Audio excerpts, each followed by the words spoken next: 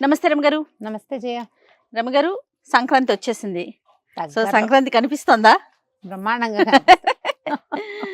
మనము దీప్తిశ్రీ నగర్లో ఉన్నటువంటి సత్యవనమ్మ టెంపుల్లో ఉన్నామండి. ధర్మపురి ధర్మపురి క్షేత్రం ఎంత అద్భుతమైన క్షేత్రం అంటే సకల దేవతలు కొలువై ఉన్నారు ఇక్కడ.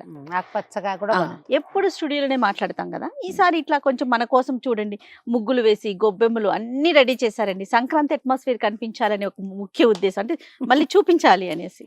నీకేమనిపించింది రమ్మగారు? మీరేం మాట్లాడట్లేదు. నువ్వు మాట్లాడు. యాంకర్ నువ్వా నేనా? మన ఇద్దరి మధ్య తేడా ఉందా? యాంకర్ గెస్ట్ అసలు యాంకర్ అవకాశం ఇస్తున్నారా నాకు మీరు? మరి నువ్వు తీసుకోవాలి. భోగి పండుగ శుభాకాంక్షలు రమ్మగారు. భోగి గురించి ఒక్కసారి మాట్లాడుకుందాం. సుమన్ టీవీ ప్రేక్షకులందరికీ భోగి పండుగ శుభాకాంక్షలు. సంక్రమణానికి ముందు వచ్చే రోజు, ఎప్పుడు సంక్రమణానికి ముందు రోజుని భోగినే అంటారు, ఒక రోజు ముందుని. అవును, అలా మనకు అట్లా అలవాటైంది. అవును. అయితే సూర్యుడి గమనాన్ని బట్టి మనకి ఉత్తరాయణం దక్షిణాయనం తయారవుతాయి. ఉత్తరాయణ పుణ్యకాలానికి ముందు రోజు చాలా ప్రముఖమైన రోజుగా దీన్ని చెప్పుకుంటాం. అవును. ఇప్పటిదాకా అంటే ఒక 5-6 నెలలుగా మనం దక్షిణాయనంలో ఉన్నాం. రకరకాల చీడపేడలు, వానలని, చలిని, యమదంశలుగా పిలువబడే మాసాలు దాటాం. చలికాలపు ఎఫెక్ట్ దాటి ఎండాకాలపు నడకలోకి వెళ్ళబోయే ముందు రోజు మనకి జనవరి 1 పండగలాగా చేసుకుని ప్రపంచం అంతా హడావిడిగా అలిపోయింది. అవును, ఊగిపోయినా కూడా ఏ తేడా రాదు ముందు రోజుకి వెనక రోజుకి.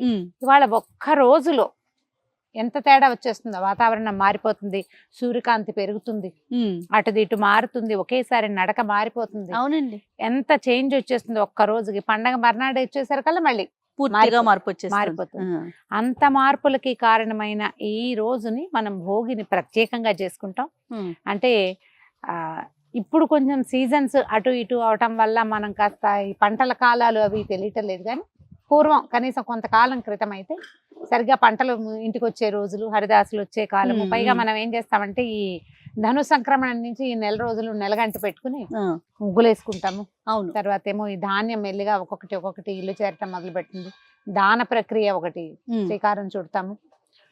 తర్వాత ఇప్పుడు చలి బాగా పెరగటం, ఈ మంచు కాలం అవటంతో రకరకాల దానాలు, మన కంబళ్ళని లేకపోతే నువ్వులని, తర్వాత ఇంటికి వచ్చిన ధాన్యం, కొత్త ధాన్యాన్ని దానం చేయటం, హరిదాసులు రావడం, గంగిరెద్దులు రావటం, పూర్తిగా అంతా దాన ప్రక్రియే నడుస్తూ ఉంటుంది. అవును. ఈ దాన ప్రక్రియ పూర్తిగా అసలే పెద్ద దానం చేయవలసింది సంక్రమణం రోజున. మకర సంక్రమణం రోజున మనం ఏం చేస్తాం, పితరులకి కూడా తర్పణాలు విడుస్తాం, పెద్దలకు పెట్టుకుంటారు. తర్పణం విడవడం రాని వాళ్ళు కూడా ఈ రోజున 2 ఆకులు వేసి వాళ్ళ తాత తండ్రుల పేర్లతోటి భోజనం పెట్టడం అనేది ముఖ్యమైన విధిగా కనపడుతుంది. దానికి ఆద్యమైన ఈ భోగి పండుగ రోజున మనం భోగి మంటలు వేయటం ఏం లేదు. చలికాలానికి వీడ్కోలు చెప్తున్నాం, ఎండాకాలానికి స్వాగతం చెప్తున్నాం. దానికోసం అని ఇళ్లల్లో ఉన్న పాత వస్తువులు వేయడం అనేది ఒక ఇదిగా కనపడుతుంది, కానీ మన సిద్ధాంతం అయితే అది కాదు. మనం ఏం చేస్తామంటే వాకిళ్ళు శుభ్రంగా తుడిచి దాన్ని చక్కగా ముగ్గేసి ఒక పవిత్రమైన మంట కిందే భోగి మంటను పెట్టుకుంటాం. అవును. కొన్ని ప్రాంతాల్లో అయితే భోగి మంటల దగ్గరికి వెళ్ళేటప్పుడు స్నానం చేసి వెళ్ళాలి. మా దగ్గర లేదు జయ ఆ విధి. మేము వేసాకే మనం స్నానాలు పోసుకుంటాము, కానీ అట్లా కాదు. తలంటి పోసుకుని భోగి మంట దగ్గరికి వెళ్ళింది మన ఉత్తరాంధ్రంతా అట్లాగే చేస్తారు. అవునండి, తలంటి పోసుకోవాలి, అట్లా వెళ్ళకూడదు. పాచిమొహాలతో మంట దగ్గరికి వెళ్ళటం తప్పు. ఈ అగ్నిని ఏ మంట అయితే భోగి మంట వెలిగిస్తామో దీనిని అగ్నిహోత్రం లాగా భావిస్తారు. అందుకని తప్పకుండా తలస్నానాలు చేసేసి తెల్లవారుజామున 3ంటికి స్నానం చేయటం, 4:30కి భోగి మంట వేయటం. ఈ భోగి మంటలో మనం ఈ 4 రోజులు పెట్టిన గొబ్బిళ్ళ తాలూకు పిడకల్ని చక్కగా చిన్న చిన్న దండలుగా గుచ్చి అవి కూడా వేస్తాం. ఇదంతా ఏంటంటే వాతావరణాన్ని క్లీన్ చేయడానికి ఒక ప్రక్రియలాగా కనపడుతుంది. అది ఈ ఎప్పుడైనా సరే ఒక మంట వెలిగించామంటే పొగ ఎక్కడికి వెళ్తుంది, మంట ఇక్కడ ఉంటుంది, పొగ పైకే కదా వెళ్ళేది, వాతావరణంలో కలిసిపోతుంది కదా. అందుకని ఏం చేస్తారంటే బాగా ఎండిన చెట్ల కొమ్మలు అలాంటి వాటిని అంటించి వాటల్లో ఈ పిడకలు, పైగా ఈ పిడకలు ఏంటి జనరల్ గా ఆవు పిడకలు, తర్వాత అందులో ఈ మన గుమ్మడి పువ్వులు, బంతి పువ్వులు అలాంటివి, గరిక లాంటివి పెడతారు. అవన్నీ ఎండుతాయి కదా, ఇప్పుడు అవన్నీ కాలుతాయి. ఈ కాలిన మంట తాలూకు పొగ మళ్ళీ వాతావరణాన్ని క్లీన్ చేస్తుంది. ఈ 4 రోజుల నుంచి పొగ మంచు ఉంది. అవును. ఈ పొగ మంచులో రకరకాల క్రిములు చేస్తాయి. అన్ని దగ్గులు జలుబులే కదా మనకు వచ్చేది. ఈ దగ్గు జలుబు వాటికి ఈ పొగ వైద్యం కింద పనిచేస్తుంది. ఓవరాల్ గా చూసుకుంటే మన భోగి మంటలు కానీ లేకపోతే ఈ గొబ్బిళ్ళు పెట్టడం కానీ ఇదంతా కూడా ఖచ్చితంగా వాతావరణాన్ని శుభ్రం చేసే విధానమే కనపడుతూ ఉంటుంది. ఓకే. ఇంచుమించు మన పండగలన్నీ అంతే చూడు. భోగి ప్రతి మంటలు పండగ వెనుక ఒక ఆరోగ్య రహస్యం దాగి దాగి ఉంటుంది కదా ఉంటుంది. రమ్మగారు. అందుకని ఈ భోగి మంట వేసేటప్పుడు ఏ చెక్కలు పడితే ఆ చెక్కలు వేయటం, చాటలు చీపుళ్ళు లాంటివి పడేయటం రమ్మగారు అవి చేయకూడదు. వింటూ ఉంటాను, మిగిలిపోయిన వస్తువులన్నీ కూడా భోగి మంటల్లో వేసేస్తూ ఉంటారు. వేయరు, అంటే వేయరు. పనికిరాని వస్తువుల్ని, మిగిలిన వాటిని. మనం ఒక్కటి ఆలోచించాలి. ఆ, ఈ పొగ మనం ఏదైతే మంట వెలిగించి భోగి మంటని మనం ప్రత్యేకంగా చేస్తున్నామో దాంట్లో నుంచి వచ్చే పొగ మన వాతావరణాన్ని క్లీన్ చేయాలంటే చెత్తలు పడేస్తే ఇట్లా అంతే కదా. శుభ్రమైనవి మంచివి ఆ, చక్కటి చెక్కలు పనికి వచ్చేవి, వాతావరణానికి పనికి వచ్చేవి కదా. అంటే ఈ ప్లైవుడ్ లాంటివి వెలిగించకూడదు, టైర్ల లాంటివి పడేయకూడదు, బట్టలు పడేయకూడదు. అవి కాదు, అవి కాకుండా మనం ఏం చేయాలి, ఈ పిడకలు లాంటివి గనక వేసి మంచి బాగా ఎండిపోయిన మొద్దు వెలిగిస్తే గనక ఎక్కువ గంటల సేపు మంట వస్తుంది. ఈ చలి కాచుకోవటం, తర్వాత ఏమో ఈ పిడకల పొగని ప్రధానంగా వాతావరణానికి అందించడమే ముఖ్యోద్దేశంగా కనపడుతుంది. తెల్లవారుజామునే తలంట్లు పోసుకోవడం. భోగి అంటే మనం సంక్రమణం అప్పుడు తల అంటకూడదు, అందుకని ఒక రోజు ముందైన భోగి పండుగ రోజునే తలకి నూనె రాసుకోవటం, పెద్దవాళ్ళు ఎవరితోటైనా అభ్యంగన స్నానం చేయటం, నెత్తి మీద నూనె పెట్టించుకోవటం, అవును, తర్వాత చక్కగా తలంట్లు పోసుకోవటం, స్నేహితులతోటి కులాసాగా గడపడం. పెద్ద పండుగ కదా, పెద్ద పండుగ కదా మనకి, సంవత్సరం మొత్తానికి ఒకటే పెద్ద పండుగ, పెను పండుగ అంటారు. పెద్ద పండుగ అవటం వల్ల ముందు రోజే మనం తల స్నానం చేయాలి. ఆ విధి భోగి నాడు చేయటమే ప్రత్యేకమైన పద్ధతి.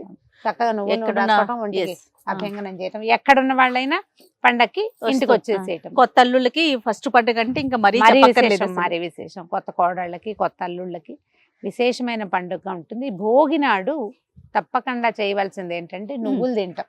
నువ్వులు తినటం, నువ్వులతోటి ఏదైనా చికెనో లడ్లు లేకపోతే మనం చిమ్మిరి లాంటితో చేసుకోవటము, వీటిని పంచుకోవటం. తర్వాత బొమ్మలు పెట్టే ఆచారం ఉన్న ఊళ్ళల్లో భోగి నాడు బొమ్మలు పెడతారు. ఈ నెల రోజులు ధనుర్మాసం నడిచింది కదా, అమ్మవారు భోగి పండుగ రోజునే గోదాదేవి రంగనాథ స్వామిలో ఐక్యమైంది. ఆ రోజునే ఆమెకి కళ్యాణం జరిపించారు కాబట్టి విష్ణువాలయాలన్నిట్లలో మన గోదా కళ్యాణం చేస్తారు. అవకాశం ఉన్న వాళ్ళు దేవాలయానికి వెళ్ళటం, చక్కగా గోదా కళ్యాణాన్ని కళ్ళారా చూసి అంతే ఆమె ఎట్లా భగవంతుడిలో ఐక్యమైందో అది కూడా తెలుసుకుని చక్కగా తీర్థం ప్రసాదం స్వీకరించడం, చుట్టాలు పక్కాలందరినీ పిలుచుకోవటం, స్వీట్లు, లడ్డూలు లాంటివి, అరిసెలు లాంటివి తయారు చేసుకోవటం, కలిసి జరుపుకునే పండుగ. అందుకని ఏం చేస్తామంటే ఏదో మన ఇంట్లో మనం కాకుండా కొంచెం ఫ్రెండ్స్ అని, అవును, వాళ్ళని వీళ్ళని పిలుచుకుని సరదాగా జరుపుకునే పండుగ కదా. అందరం కలిసి కుటుంబం అంతా కలిసి జరుపుకునే పండుగగా భోగి పండుగని ముందుకు తీసుకెళ్దాం. ఈ రోజున తప్పనిసరిగా చేయవలసిన విధి ఏంటంటే అభ్యంగనం చాలా ముఖ్యమైనది. పెద్దవాళ్ళు ఉంటే వాళ్ళతోటి తలకు నూనె పెట్టించుకోవటం, లేకపోతే ఇక మనమే ఇంట్లో ఎవరు పెద్దవారు ఉంటే వారితో, అంతే కదా రమ్మగారు. అంతే, రైట్ రమ్మగారు.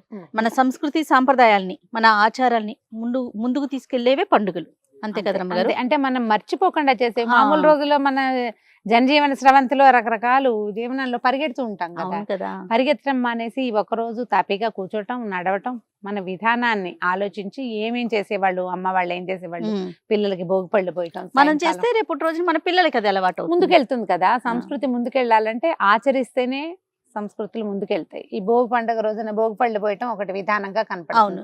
బోడలు పోయటం అంటారు కొన్ని ప్రాంతాల్లో, రేగిపళ్ళు, తర్వాత బంతి పువ్వులు లాంటివి, పూరేకలు, తర్వాత చిన్న చిన్న చెరుకు ముక్కలు, కొన్ని రూపాయి కాసులు, ఇవి పిల్లల మీద ఇట్లా తిప్పి కనుక పోస్తే వాళ్ళకు దిష్టి పోతుంది, చీడపీడలు పోతాయని. రేగి పండులో ఇదేంటంటే సూర్యుని ఆకర్షించే లక్షణం కలిగి ఉంటుంది. అంచేత మనకి ఇలా తిప్పటం వల్ల ఏమవుతుందంటే పిల్లల్లో ఉన్నటువంటి నెగిటివ్ ఎనర్జీస్ ఏవైతే వాళ్ళ చుట్టూతా ఉంటాయో అవి పూర్తిగా పోతాయి. తర్వాత ఆరా పుల్లింగ్ అంటాం దాన్ని. మన చుట్టూతా ఒక కాంతి వలయం ఉంటుంది. అవును, ఈ వీటిని తిప్పటం వల్ల ఏమవుతుంది, ఈ పాజిటివ్ ఫోర్స్ తోటి ఈ ఆరా పుల్ చేయబడుతుంది. దానివల్ల పిల్లలు ఆరోగ్యంగా ఉంటారు, చీడలు అవి పోతాయి, ప్రశాంతంగా ఉంటుంది. చక్కగా పేరెంటం చేసుకోవటం, అందరిని పిలవటం, తమలపాకులు, తర్వాత తాంబూలాలు ఇచ్చుకోవటం, తమలపాకులు, అరటిపళ్ళు, చెరుకు ముక్కలు, కొన్ని రేగిపళ్ళు కూడా ఇట్లా పిలవటం, అందరి నలుగురిని పిలిచి ఇచ్చుకోవటం, అంతే. దీనివల్ల ఏంటంటే ఈ రోజున భోగి రోజున మనకు కొన్ని చోట్ల అయితే పసుపు కుంకాలు, ఖర్జూర పళ్ళు, అట్లా పళ్ళు అవి కూడా ముత్తైదులకి ఇచ్చే ఆచారం కనపడుతుంది.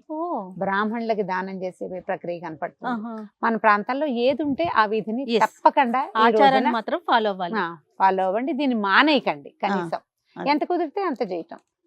మనమే ఉన్నాం, కనీసం తలంటి పోసుకోవచ్చు కదా, కనీసం తలంటి పోసుకోవచ్చు. పెద్దగా పేరెంటం పిలవడానికి ఎవరు లేకపోతే చుట్టుపక్కల ఎవరు లేరు అనుకో, మనమే భోగిపళ్ళు పోసుకుంటాం పిల్లల మీద, అదైనా చేయొచ్చు.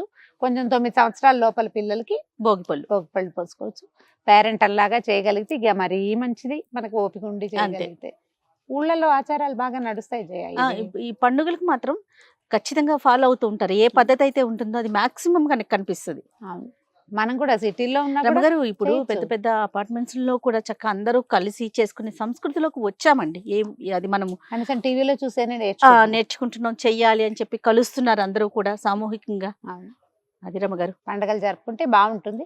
భోగి పండుగని చక్కగా సంతోషంగా గొడవలు పొట్లాటలు నేను అనుకున్నదే జరగాలి ఇలాంటి భావాలు లేకుండా ప్రశాంతంగా ముందుకు తీసుకెళ్ళండి. ఎంత ప్రశాంతమైన పండుగ జరిగితే అంత సంవత్సరం అంతా అంత ప్రశాంతంగా ఉంటుందని నమ్మండి. రైట్ రమగారు, మరొకసారి భోగి శుభాకాంక్షలు. మరొకసారి సుమన్ టీవీ ప్రేక్షకులందరికీ భోగి పండుగ శుభాకాంక్షలు.